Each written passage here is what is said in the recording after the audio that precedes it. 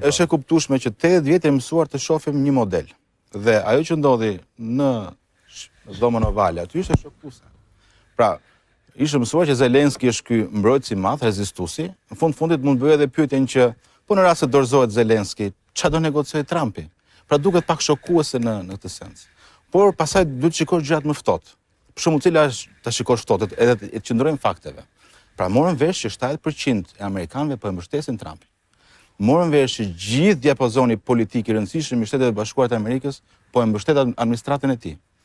Foreign policy tani po thoshte që më e humbra në këtë histori është industria e luftës amerikane. Edhe pse këta janë mbështetësit kryesor të Trumpit.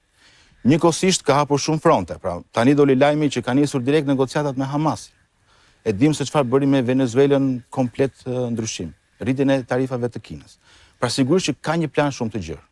Pra nëse Trumpi dhe zëvendësi vet po sulmonin ashpër Zelenskin, një njeri tjetër i ftohtë dhe i shtyllës konservatore republikane, që ishte Rubio, nuk po lëvizte. Pra, ai ishte koshient sepse ka diçka pra. Pra, kjo është të mendosh që Trumpi këtë po e bën për një lloj show ose është i papërgatitur me atë fjalorin e vet 50 fjalësh, nuk qëndron. Mbështetja që ka nga pas edhe nga spektri demokrat është shumë i madh.